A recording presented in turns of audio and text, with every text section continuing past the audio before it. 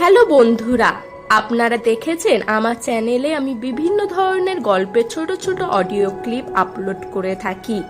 এখন আমি একটা নতুন উদ্যোগ নিয়েছি অডিও বুক রিডিং করার। আশা করি আপনারা পাশে থাকবেন।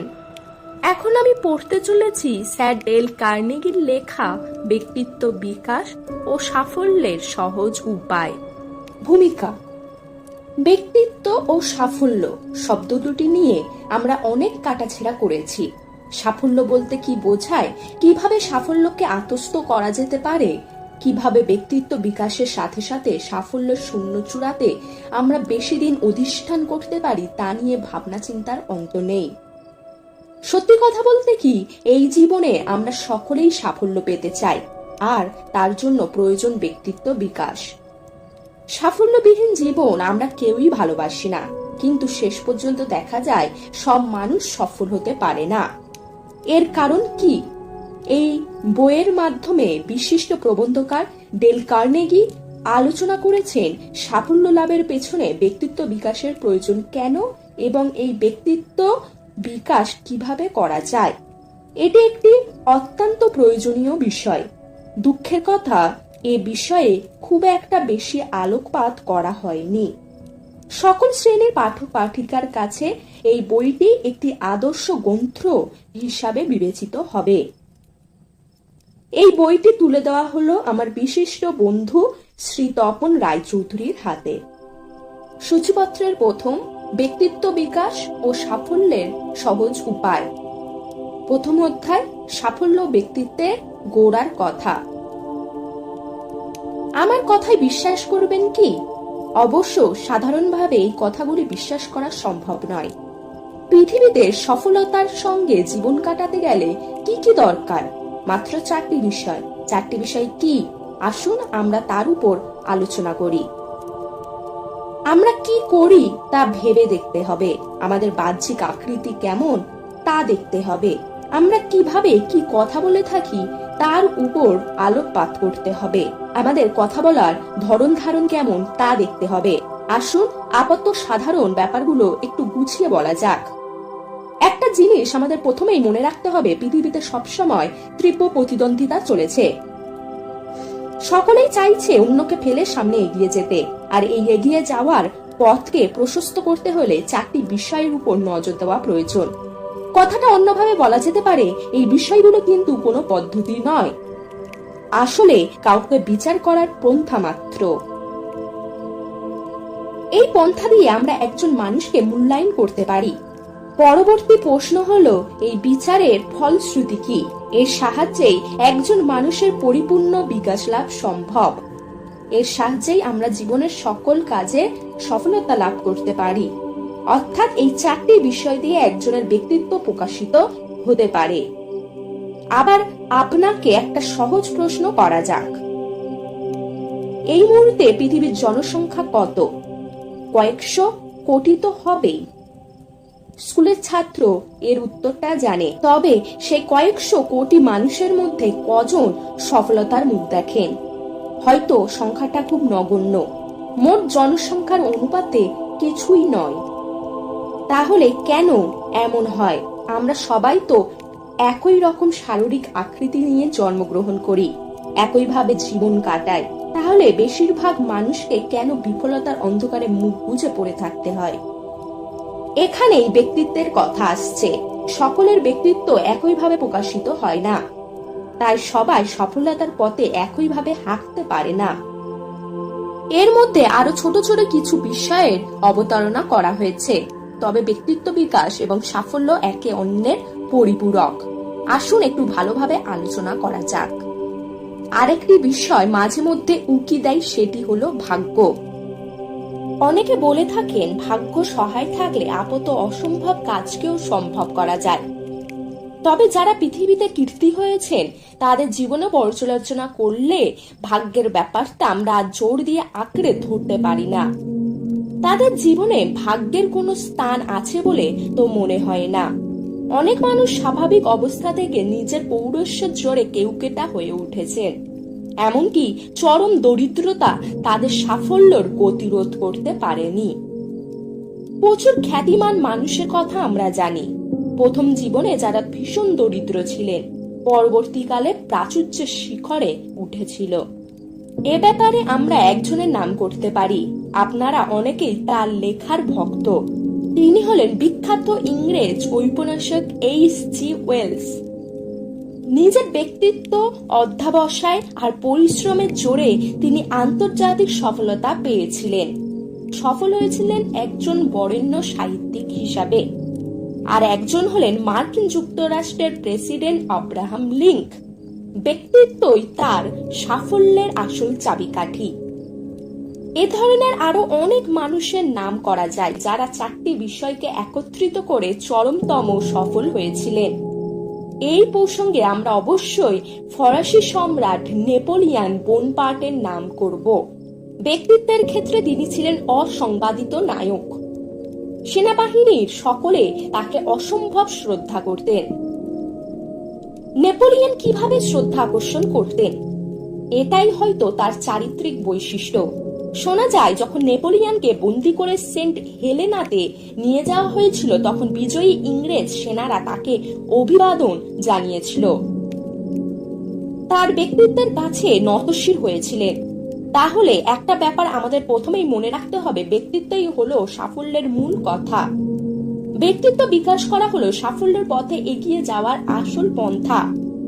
আবার সেই চারটি বিষয় উল্লেখ করা দরকার। এই চারটি বিষয়ের উপর নির্ভর করে একজনের ব্যক্তিত্ব গড়ে ওঠে, তারপরেই এসে পড়ে সাফল্য।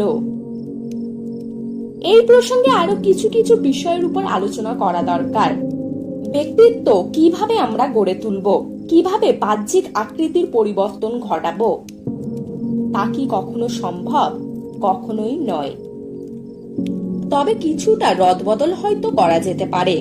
আব্রাহাম লিঙ্কনের কথাটাই ধরুন। লিঙ্কন দেখতে খুব একটা সুপুরুষ ছিলেন না, তবে এই চেহারা তার ব্যক্তিত্ব বিকাশের ক্ষেত্রে অন্তরায় সৃষ্টি করতে পারেনি। কেননা ব্যক্তিত্ব শুধুমাত্র বাইরের আকৃতির উপর নির্ভর করে না। একজন ব্যক্তিত্বের মধ্যে এমন কিছু থাকে যা হাজার হাজার মানুষকে উদ্বুদ্ধ করে। ব্যক্তিত্বহীন মানুষ কখনো সফল হতে পারে না। পৃথিবীর যে কোনো দেশের ইতিহাস ঘাটলে আমরা এই সত্যটা উপলব্ধি করতে পারবো। ইংল্যান্ডের প্রধানমন্ত্রী ডিসরেলি এবং গ্ল্যাডস্টোনের কথাটা একবার ভাবুন তো। ব্যক্তিত্বের জোরে তারা সকলের কাছে সশ্রদ্ধা আসনে আসীন হয়েছিলেন। সারা জীবন সফলতাকে অনুসরণ করতে সক্ষম হয়েছিলেন। নিজের ব্যক্তিত্ব সম্পর্কে অসম্ভব সচেতন ছিলেন জার্মানির প্রধানমন্ত্রী বিসমার্ক। এই ব্যক্তিত্বই তাকে অসাধারণ জনপ্রিয়তা এনে দিয়েছিল। ব্যক্তিত্বের বিকাশ কেমন ঘটে? আগেই এ কথার উত্তর দেবার চেষ্টা করছি। মানুষ আর পশুর মধ্যে এই ব্যক্তিত্বই তফাৎ করে দেয়। পশুর একমাত্র সম্বল তার দৈহিক শক্তি। মানুষ কিন্তু ব্যক্তিত্বের মাধ্যমে ক্ষমতা দখল করতে চায়।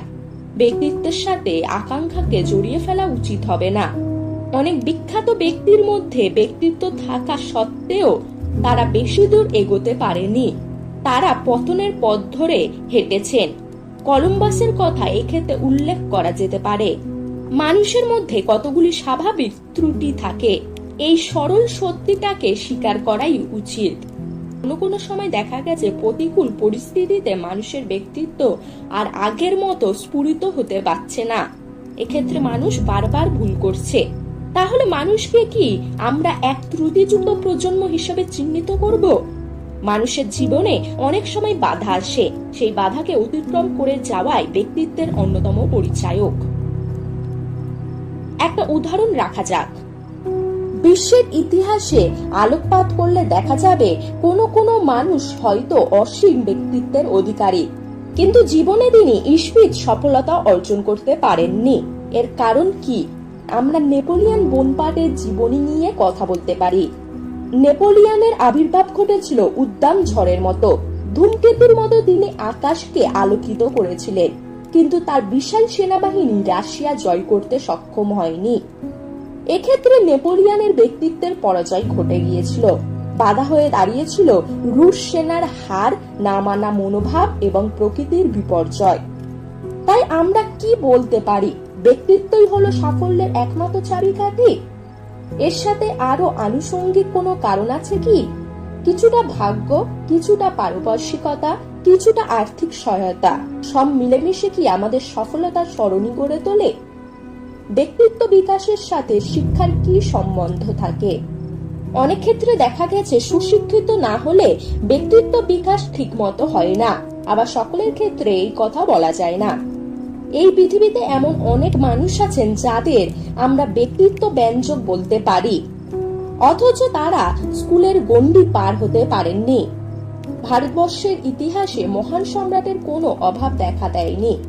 এই প্রসঙ্গে আমরা মুঘল সম্রাট আকবরের কথা বলতে পারি। তিনি ছিলেন অক্ষর জ্ঞানহীন, অথচ এখনো তার নাম ইতিহাসের পাতায় পাতায় আলোচিত হয়। তার এই ক্ষমতা এবং সুনাম কি কারণে? প্রখর বাস্তব বুদ্ধি ছিল। তিনি ছিলেন অত্যন্ত চতুর আর ছিল সহিষ্ণু। এভাবেই তার ব্যক্তিত্ব গড়ে উঠেছিল। অতি বড় শত্রুও আকবরের সামনে মলিন হয়ে যেতেন। আবার ব্যক্তিত্বের সাথে মানসিক শক্তির সম্পর্ক আছে। মানসিক শক্তি মানুষকে চালনা করে। এটাই হলো গাড়ি চালানোর জন্য আসল চালিকা শক্তি। ব্যক্তিত্ব এবং সাফল্যকে অঙ্গাঙ্গিভাবে যুক্ত করা যেতে পারে কি? এই বক্তব্যের মধ্যে সত্যতার প্রকাশ আছে। ব্যক্তিত্ব এমন একটি শক্তি যার প্রকাশে মানুষ আপনা থেকেই বশ হয়ে যায়। সুইচ টিপলে যেমন আলো জ্বলে ওঠে, তবে হঠাৎ করে ব্যক্তিত্বের বিকাশ হয় না। এর জন্য দীর্ঘদিনের পরিশ্রম এবং প্রয়াস প্রয়োজন। এখানে একটা কথা আমাদের সবাইকে মনে রাখতে হবে, তা হলো মানুষ প্রতিষ্ঠিত হবার জন্য আপ্রাণ চেষ্টা করে। আমি কিন্তু প্রতিষ্ঠিত শব্দটা ব্যবহার করছি, সুপ্রতিষ্ঠিত বলছি না। প্রতিষ্ঠিত মানুষ এবং সুপ্রতিষ্ঠিত মানুষের মধ্যে অনেক তফাৎ আছে। সুপ্রতিষ্ঠা হয়তো সকলে পেতে পারেন না, কিন্তু ইচ্ছা করলে একজন প্রতিষ্ঠিত হতে পারেন।